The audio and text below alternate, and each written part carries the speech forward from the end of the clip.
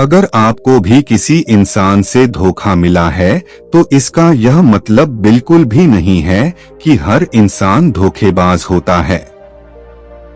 अपनी जिंदगी में मिलने वाले अनुभव के आधार पर हर किसी को जज कर लेते हैं, लेकिन यह कहानी आपकी आंखें खोल देगी कि आपका एक अनुभव यह नहीं तय कर सकता कि हर इंसान धोखेबाज होता है। शुरू करते हैं एक प्रेरणादायक कहानी। हर कोई धोखेबाज नहीं होता। एक राज्य था जिसमें एक व्यापारी और उसकी पत्नी रहा करते थे। दोनों में बहुत प्रेम था। वे लोग रीति रिवाज को मानने वाले थे। उनकी घर की छत पर रात के वक्त हमेशा एक मशाल जलती रहती थी।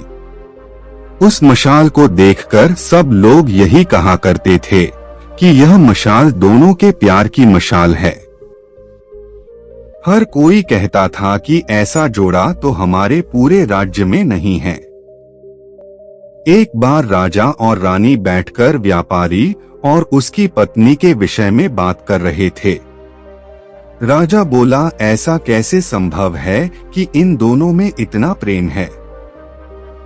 रानी बोली, जरूर व्यापारी बहुत समझदार और अपनी पत्नी से प्रेम करने वाला होगा, तभी दोनों की जिंदगी इतनी खुशहाल है। राजा बोला, नहीं, मुझे तो लगता है कि व्यापारी की पत्नी उससे बहुत प्रेम करती होगी और इसी कारण दोनों का प्रेम बना हुआ है। दोनों अपने अपने तर्क देने लगे। राजा बोले, क्यों ना हम इन दोनों की परीक्षा ले, जिससे कि हमें पता चले दोनों का प्रेम कितना गहरा है। रानी बोली, आपने तो मेरे मुंह की बात छीन ली। मेरा भी यही विचार है कि हम दोनों पति पत्नी की अलग अलग परीक्षा लेते हैं और देखते हैं दोनों में से कौन कितना अधिक प्रेम करता है। राजा रानी दोनों ने आपस में योजना बना ली कि व्यापारी और उसकी पत्नी की क्या परीक्षा लेनी है। अगले दिन रानी ने एक दासी को अपने पास बुलाया और बोली, दासी, तुम उस व्यापारी के पास जाओ, लेकिन याद रहे तब जाना जब उसकी पत्नी आसपास ना हो। जाकर उससे कहना कि हमारी रानी तुम्हारे प्रेम में पड़ गई है और यदि तुम अपनी पत्नी की हत्या कर दो तो वह तुमसे विवाह करने को तैयार है। दासी ने रानी की बात सुनी और वह व्यापारी के पास पहुंची और रानी का संदेश उसे सुना दिया। व्यापारी बोला, एक रानी क्या, यदि 100 रानी भी मुझसे विवाह करना चाहे तो भी मैं अपनी पत्नी को नहीं छोड़ सकता। आप जाकर रानी से कहिए कि अपने छोटे विचारों को अपने पास ही रखिए। कृपा करके जितना जल्दी हो सके यहाँ से चली जाओ। यह बात सुनकर दासी राज दरबार में पहुंची। दासी बोली, रानी, उस व्यापारी ने तो आपसे विवाह करने के लिए साफ साफ इनकार कर दिया है। रानी बोली, इसका यह मतलब हुआ कि वह व्यापारी अपनी पत्नी से सचमुच में प्रेम करता है। राजा बोले, व्यापारी का प्रेम तो साबित हो गया, अब बारी है उसकी पत्नी की।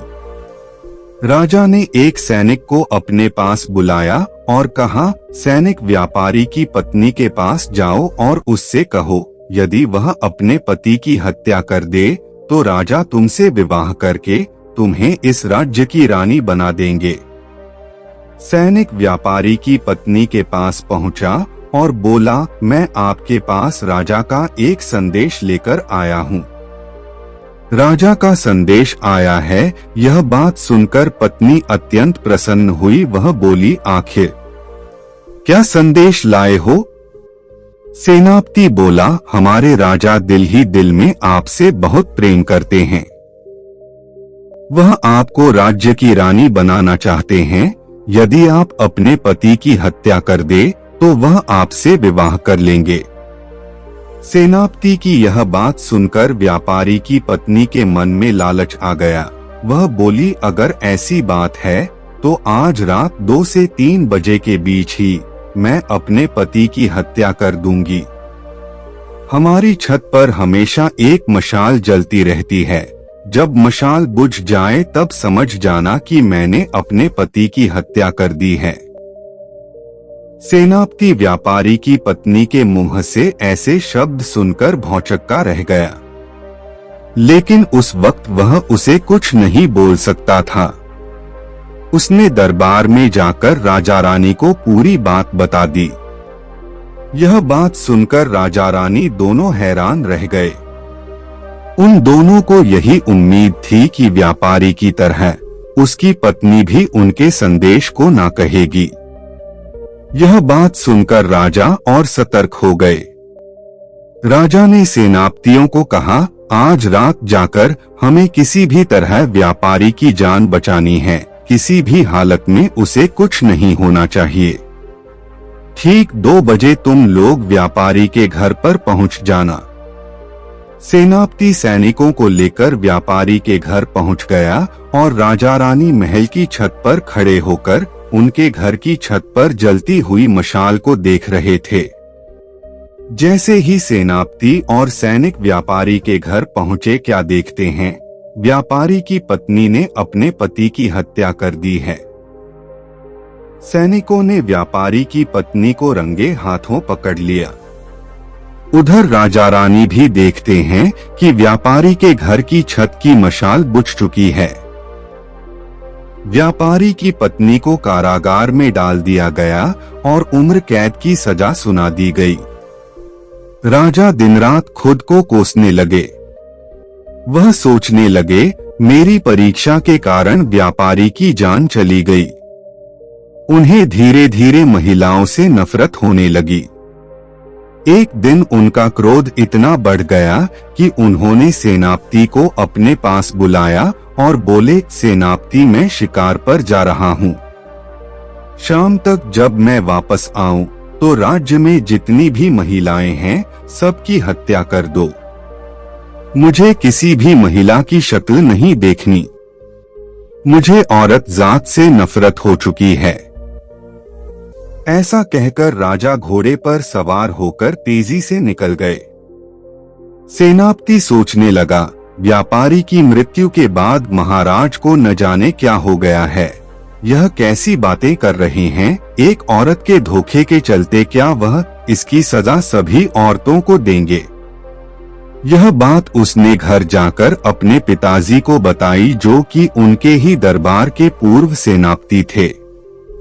सेनापति ने अपने पिताजी को सारी कहानी सुना दी। वह बोले, देखो ना पिताजी, महाराज कैसी बहकी भकी बातें कर रहे हैं। मुझ पर तो एक संकट आ गया है। मुझ में इतना दम नहीं है कि निर्दोष महिलाओं की हत्या करवा दूं, और इतना साहस भी नहीं है कि राजा की बात को टाल सकूं। आप ही मुझे बताओ, आखिर में क्या करूं? पिताजी बोले, तुम घबराओ नहीं, तुम कुछ दिनों के लिए कहीं छुप जाओ। सेनापति बोला, लेकिन उससे क्या होगा? जब मैं मिल जाऊंगा और उनके सामने आऊंगा तब महाराज तो मुझे मृत्यु दंड ही दे देंगे। पिताजी बोले, तुम चिंता मत करो पुत्र, अगर कुछ दिन तक तुम उन्हें नहीं मिलोगे तो वह तुम्हें ढूंढते हुए हमारे घर आएंगे। मैं राजा को समझा दूंगा, तुम बिल्कुल भी फिक्र मत करो। पिताजी की यह बात सुनकर सेनापति की जान में जान आई। वह कुछ दिनों के लिए छुपकर कहीं रहने लगा। जब राजा शाम को वापस आए तो देखते हैं राज्य में सभी महिलाएं उन्हें दिख रही हैं। महिलाओं को देख देख कर उन्हें व्यापारी की पत्नी का धोखा याद आ रहा था। वह गुस्से में जाकर सेनापति को ढूंढने लगे। जब सेनापति उन्हें नहीं मिला तब वह सेनापति के घर पहुंचे। सेनापति के घर में सिर्फ उनके पिता थे। राजा को देखकर सेनापति के पिता ने उन्हें प्रणाम किया। पहले भी बताया गया है कि सेनापति के पिता राज्य के पूर्व सेनापति थे, तो उन्हें देखकर राजा का क्रोध थोड़ा शांत हो गया। राजा बोले, मैं सेनापति को ढूंढने आया हूँ, कहाँ है? पूर्व सेनापति बोले, महाराज मैंने उसे कहीं भेज दिया है। राजा बोले, जब आप राज्य में हुआ करते थे तब क्या आप मेरे पिताजी का दिया हुए आदेश ठुकरा देते थे? पूर्व सेनापति बोला, महाराज मैं अपना कर्तव्य पूरे तरीके से निभाता था। राजा बोले, फिर आप अपने पुत्र को कर्तव्य निभाने से क्यों रोक रहे हो? मैंने आपके पुत्र को एक कार्य दिया था। पूर्व सेनापति बोले, महाराज माफ कीजिए, लेकिन आपका दिया हुआ कार्य अनुचित है। किसी एक महिला के धोखे को लेकर क्या आप राज्य की सारी स्त्रियों की हत्या करवा देंगे? आप तो राजा है, इस राज्य के पिता है, क्या आप अपनी संतानों के साथ ऐसा सलूक करोगे?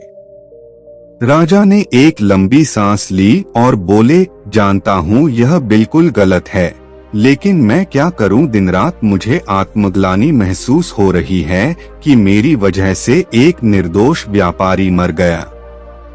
सबसे बड़े खेद की ये बात है कि उसे उसकी ही पत्नी ने मारा है, जिनकी प्रेम की मिसाल पूरा राज्य दिया करता था। उस प्रेम का सच इतना भयानक निकलेगा, यह तो हमने कभी सोचा भी नहीं था। पूर्व सेनापति बोले, महाराज आप जो कहना चाहते हैं मैं समझ रहा हूँ। यदि आप मुझे आज्ञा दे तो मैं आपको एक कहानी सुनना चाहता हूँ जिसमें आप जान पाएंगे कि सच्चा प्रेम क्या होता है। राजा सामने पड़ी खटिया पर बैठ गए और बोले, बताइए आप कौन सी कहानी बताना चाहते हैं? एक बार मैं और आपके पिताजी दोनों शिकार करने के लिए निकले थे। धीरे धीरे अंधेरा होने लगा और उस अंधेरे में मैं और आपके पिताजी दोनों अलग अलग दिशा पर निकल गए। तुम्हारे पिताजी को तो राज्य में जाने का रास्ता मिल गया, लेकिन मैं घने जंगल में अकेले फंस गया। तभी मैंने देखा एक योद्धा घोड़े पर बैठकर मेरी ओर आ रहा है और उसने रस्सी लेकर मुझे जकड़ लिया और मुझे अपने साथ ले गया। काफी दूर जाकर वह रुक गया। जब मैंने जगह को थोड़ा टटोला तब मुझे पता चला कि यह तो एक कब्रिस्तान है। यह देखकर मैं बहुत डर गया। मुझे लगा अब तो मेरी जान जाने ही वाली है। उस योद्धा ने मुझे मजबूर किया कि मैं उधर एक कब्र खोदूं। मैं एक कब्र खोदने लगा और मेरे बगल में ही वह योद्धा दूसरी कब्र खोदने लगा। कब्र खोदते हुए मैं सोचने लगा कि यह एक कब्र तो जरूर मेरे लिए ही है, पर यह दूसरी कब्र किसके लिए खोद रहा है? जब दोनों कब्र खोद ली गई, योद्धा ने मुझे घोड़े से बांध दिया। 2 कदम पर ही एक खंडहर था। वहां जाकर वह एक लाश को खींचते हुए लाया। यह नजारा देखकर तो मेरे होश ही उड़ गए। मेरा कलेजा मेरे मुंह को आ गया। उसने मेरे सामने उस लाश को एक कब्र में गाड़ दिया। अब मेरा डर और बढ़ गया। मुझे लग रहा था कि यह दूसरी कब्र में मुझे डालेगा। अचानक से योद्धा ने अपने मुंह पर से कपड़ा हटाया तो मैं क्या देखता हूँ, वह तो एक महिला है। वह बोली, घबराओ नहीं, मैं तुम्हें नहीं मारने वाली। मैं जानती हूँ तुम इस राज्य के सेनापति हो, इसलिए मैं तुम्हें यहाँ पर लेकर आई हूँ ताकि तुम मेरा संदेश राजा तक पहुँचा दो। आपके राजा के बड़े भाई का पुत्र, उसने मेरी जिंदगी तबाह कर दी है। उसने मुझे पाने के लिए मेरे पति की हत्या कर दी थी, इसलिए मैंने भी उसकी हत्या कर दी है। यह लाश जो तुम देख रहे थे, जो मैंने अभी अभी दफनाई है, यह उसी राजकुमार की है। वह पैसों का लालच देकर मुझे अपना बनाना चाहता था, लेकिन जब मैंने इसका प्रस्ताव ठुकराया तो उसने मेरे पति को ही मार दिया। यह दूसरी कब्र मैंने खुद के लिए खोदी है। इसके ठीक बगल में मेरे पति की कब्र है। मैं चाहती हूँ तुम मुझे यहीं पर दफना दो। पूर्व सेनापति बोला, मैंने बहुत कोशिश की उसे समझने की, लेकिन वह नहीं मानी और उसने तलवार लेकर अपना गला काट लिया और मैंने उसकी अंतिम इच्छा पूरी की, उसकी लाश को उसके पति की लाश के साथ दफना दिया। और इस तरह यह कहानी समाप्त हो गई। सेनापति फिर बोला, राजा, मैंने आज तक उस जैसी नारी नहीं देखी थी। वह एक साधारण स्त्री थी, लेकिन न जाने उसके भीतर यह बल कैसे आया होगा जो उसने अपने पति के लिए अपने ही प्राण त्याग दिए। ऐसा अद्भुत प्रेम देखकर क्या आपको अभी भी लगता है कि सारी स्त्रियों को हत्या कर देनी चाहिए? यह सुनकर राजा अत्यंत भावुक हो गए और कहने लगे, मैं आपको धन्यवाद देना चाहता हूँ। मैं समझ चुका हूँ कि इस संसार में सभी अलग लोग हैं और किसी एक के धोखे की सजा हमें बाकियों को नहीं देनी चाहिए। ऐसा कहकर राजा वहाँ से चला गया और धीरे धीरे स्त्रियों के प्रति उसकी दृष्टि बदलती गई। यह कहानी हमें यह शिक्षा देती है, यदि जीवन में हमें धोखा मिला हो तो इसका मतलब यह नहीं है कि पूरी दुनिया ही धोखेबाज है। हर एक इंसान की एक अलग शख्सियत होती है। सबको एक पैमाने पर तोलना हमारी एक बहुत बड़ी भूल है। उम्मीद करते हैं आपको हमारी कहानी पसंद आई होगी और काफी कुछ सीखने को मिला होगा। कहानी के बारे में अपने विचार आप हमें नीचे कमेंट बॉक्स में कमेंट करके बता सकते हैं। बाकी अगर यह कहानी आपको अच्छी लगी हो तो इस वीडियो को लाइक करें और चैनल को सब्सक्राइब जरूर करें। तो मिलते हैं अगली वीडियो में, तब तक अपना ख्याल रखना। धन्यवाद।